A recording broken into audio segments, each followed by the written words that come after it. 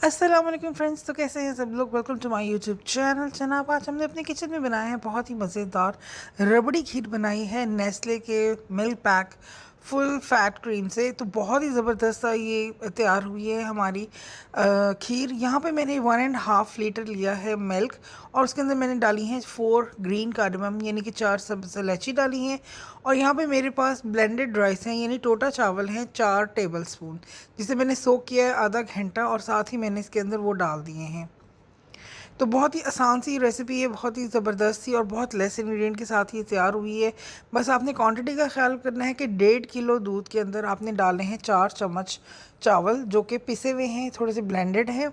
और आपने इसको मज़ीद हाथ से जो है वो थोड़ा सा तोड़ लेना है। और जब ये दूध आधा रिड्यूस हो जाए इसके बाद हम डालेंगे sweet and condensed milk.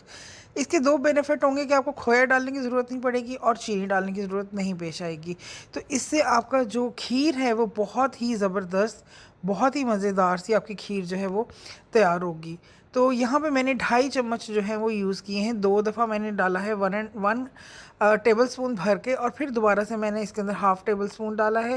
Because आप चेक लीजिएगा कि कितना मीठा आप पसंद करते हैं। कुछ लोग मीठा ज़्यादा पसंद करते हैं, कुछ नॉर्मल पसंद करते हैं। तो यहाँ पे मैंने नॉर्मल मीठे के हिसाब से 2.5 टेबल स्पून भर के डाला है और ये थोड़ा सा जमा हुआ होता है।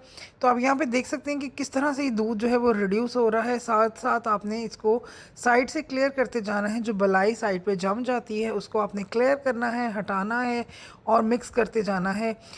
इस तरह लकड़ी का एक चम्मच आप रख लें जो आपका सिर्फ मीठा बनाने के लिए हो। मैं इसको कभी भी सालन वगैरह नहीं बनाती हूँ, तो ये मेरा एक स्पून अलग से है सिर्फ मीठा बनाने के लिए।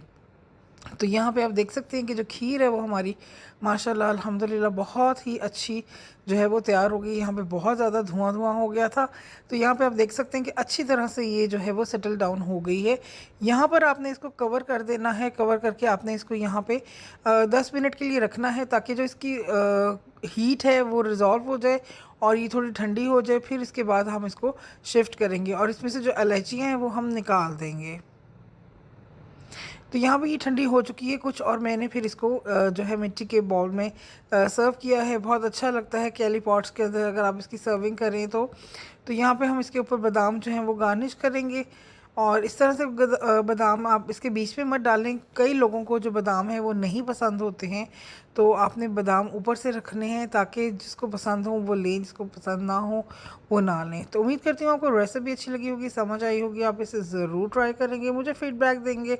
और यहाँ पे तैयार है हमारी बहुत थिक सी, बहुत अच्छी सी रबड़ी खीर जो है वो हमारी रेडी हो गई है। आप देख सकते हैं इसकी थिकनेस, और अभी ये ठंडी होगी फ्रिज में तो इसकी थिकनेस और ज़्यादा